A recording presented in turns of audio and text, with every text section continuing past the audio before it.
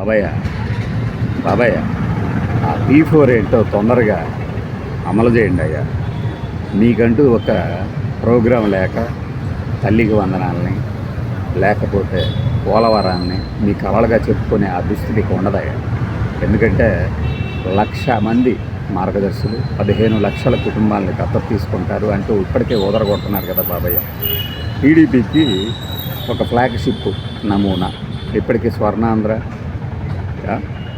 Document vision 2047ని పక్కన పెడితే తెలుగుదేశం పార్టీకి ప్రత్యేకించి కూటమి ప్రభుత్వంలో ప్రధాన భూమిక కాబట్టి ఈ తెలుగుదేశం జనాల్లో వెళ్ళడం ఎలా, నిరుద్యోగ భృతి, నాకు తెలిసి ఇది ఒక బృహత్తరమైన ఆలోచన అన్నమాట, మామూలు థాట్ కాదు.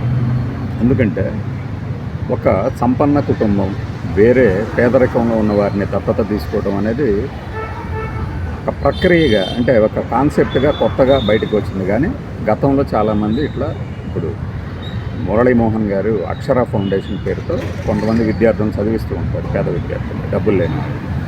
అలాగా దేశంలో కాకపోయినా రాష్ట్రంలో ఉన్నటువంటి కొంతమంది ప్రముఖుల్ని గుర్తించి కొన్ని కుటుంబాలని దత్తత తీసుకోవడం. ఆ దత్తత తీసుకోవడంలో కూడా ఆ నిరుద్యోగి అనే ఒక యువకుడు లేదంటే యువతికి ఒక 3,000 ఇవ్వడం నెల సంవత్సరానికి 36,000.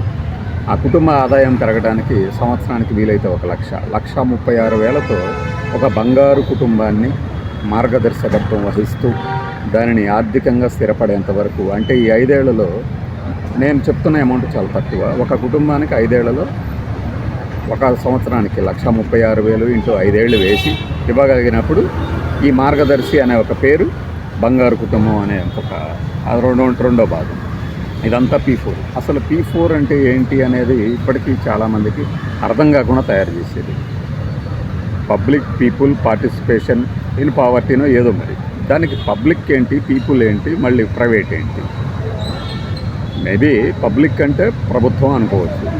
ప్రభుత్వమే కనుక ఇందులో నిధులు ఏమైనా కేటాయిస్తే ప్రభుత్వం భాగస్వామ్యం ఉండొచ్చు అనొచ్చు. కానీ ప్రైవేట్ పీపుల్ కదా ఎంచుకుంటుంది, వాళ్ళది కదా. అంటే నాకు అర్థమైనంత వరకు నేను చెప్తుంది ఏంటంటే, చంద్రబాబు నాయుడు గారి ప్రభుత్వంలో గతంలో రుణమాఫీ విషయంలో కూడా ఒక పెద్ద ఆయన ప్రధాన కీలక పాత్ర పోషించేది. ఆ పెద్ద ఆయన ఇప్పుడు P4 ఫౌండేషన్కి చైర్మన్గా కూడా చేశారు, కుటుంబరావు గారు. ఆయన మైండ్లో ఇలాంటి వినూత్న ఆలోచనలు చాలా వస్తుంటాయి. సరే, అది వ్యక్తిగతం. కానీ ఈ విధి విధానాల రూపకల్పన అంటూ పవన్ కళ్యాణ్ గారి భాషలో చెప్పాలంటే ఈ విధి విధానాలు ఇంకెన్నాళ్ళు. ఇప్పుడు ఈ P4 అని ప్రకటించి దాదాపు 6 నెలలు దాటిందని నేను అనుకుంటున్నాను.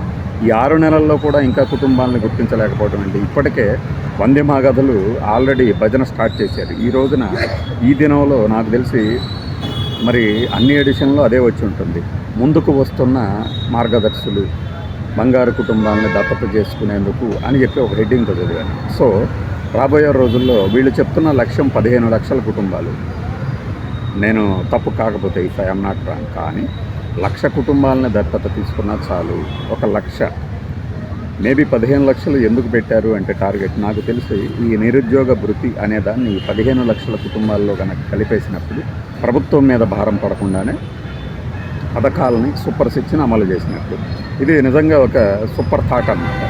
ప్రభుత్వం మీద పైసా ఆర్థిక భారం పడకుండా. అఫ్కోర్స్ ఈ కన్సల్టెన్సీలు, ఈ ఎంపిక ప్రక్రియ దీనికి కాస్త ఖర్చు అవ్వచ్చేమో. కానీ కలెక్టర్లని దీనికి నోడల్ అధికారిగాను, గుర్తించే ఒక అధికారిగాను, అధికృత సంస్థగా చెప్పినప్పుడు గ్రామ సభల పేరుతో జరుగుతున్న ఒక ధోరణి మీద అయితే ప్రజల్లో అసంతృప్తి ఉంటుంది, ముఖ్యంగా కుటుంబ సభ్యులకి. ఎందుకంటే ఒక సభ పెట్టి సభాందరులకు ఎదుగో వీళ్ళు పేదవాళ్ళు, అంటే ఒక రకంగా చెప్పడం ఏంటంటే దరిద్రులు, వీరు దత్తత తీసుకోబోతున్నారు, ఆర్థికంగా ఆదుకోబోతున్నారు అని చెప్పడం ప్రభుత్వం లక్ష్యం. ఇది అనివార్యమని చంద్రబాబు నాయుడు గారు అనుకుంటారు. ఎందుకంటే మేము చేస్తుంది భారీగా జనంలోకి వెళ్ళిపోవాలి. But at the same time ఏంటంటే ఇది ఆత్మగౌరవానికి సంబంధించిన విషయం. సరే, ఈ రెండు కాంట్రాడిక్షన్స్ ఎలా బ్యాలెన్స్ చేస్తారో వాళ్ళకి వదిలేస్తే ఆ P4 ఏదో తొందరగా అమలు చేయండి బాబయ్య. ఎందుకంటే దానికోసమే ఎదురు చూస్తున్నారు అటు ప్రతిపక్షాలు కానీ ఇటు అధికార పక్షం ఉన్న వాళ్ళు. ఇది ఎలా అమలు చేయబోతున్నారు చంద్రబాబు నాయుడు గారు? ఆయనకున్న అనుభవాన్ని అంతా రంగరించి ఒక పెద్ద టైటిల్ అయితే ఇచ్చారు, P4 అని. P4 అంటే Pentium 4 అని అనుమానపడ్డ వాళ్ళు కూడా ఉన్నారు. ఏదన్నా కంప్యూటర్ సిస్టమ్స్కి సంబంధించిన ఈ ప్రోగ్రామ్ అని కాదు, ఇది అని మెల్లిగా విధి విధానాలు రూపొందించకముందే, మార్గదర్శకాలు రూపొందించకముందే జనంలోకి అర్థమయ్యే దిశగా వెళ్తుంది. అంటే మనం ఒక స్కీమ్ని ఇంప్లిమెంట్ చేసే ముందు దాన్ని టైటిల్ చెప్పినప్పుడు 6 నెలలు పట్టింది అంటే వాస్తవంగా అదేంటి అనేది రేపొద్దున క్వాంటమ్ కంప్యూటింగ్ గురించి మాత్రం ఎలా చెప్పబోతారు అది వేరే విషయం, మళ్ళీ వేరే టాపిక్. ఈ P4 అంటే కలెక్టర్లు మండల స్థాయిలో ఉన్న వాళ్ళని, గ్రామాల స్థాయిలో ఉన్న వాళ్ళని, కొన్ని కుటుంబాలను ఎంపిక చేస్తారు. అలానే ఈ విదేశాల్లో ఉన్న వాళ్ళు కానీ, రాష్ట్రంలో ఉన్న సంపన్న కుటుంబాలు కానీ రిజిస్టర్ చేసుకుంటారు. వీళ్ళు వెళ్ళి వాళ్ళని దత్తత తీసుకోవడం అంటే ఆ కుటుంబానికి ఏంటి, ఏ సాయం కావాలి, ఆర్థికంగా, చదువు పరంగా విద్యార్థులకి ఏం చేయాలి, నిరుద్యోగులకి అభివృద్ధి ఇవ్వాలి, ఇలాంటివన్నీ లింక్ పెట్టి చేయబోతున్నారు. ఇది లక్ష్యం మంచిది కాబట్టి ఎవరైనా దీని మీద విమర్శలు చేయాల్సిన పని లేదు. కానీ ఆ ధోరణి ఏదైతే ఉందో గ్రామ సభల్లో అది మార్చుకోవాల్సిన అవసరం. అందుకే మళ్ళీ మన వాళ్ళు P4 అమలు చేయండి బాబయ్య అని అడుగుతున్నారు. ఎందుకంటే క్వాంటమ్ కంప్యూటింగ్ రావడానికి చాలా ఏళ్ళు పడుతుంది. పోలవరం పూర్తవడానికి ఒక డెడ్లైన్ ఉంది. కానీ ఈ ఎంపిక ప్రక్రియకి మాత్రం అంత అవసరం లేదు. ధనవంతులను గుర్తించగలము, వాళ్ళ ఏమంటారు జీవనశైలిని బట్టి. దరిద్రులు ఎక్కడ చూసినా కనిపిస్తారు. కన్న కఠోరమైన పదం అది, అయినా కూడా పేదలకేం కొదవ మనం గుర్తించాలంటే.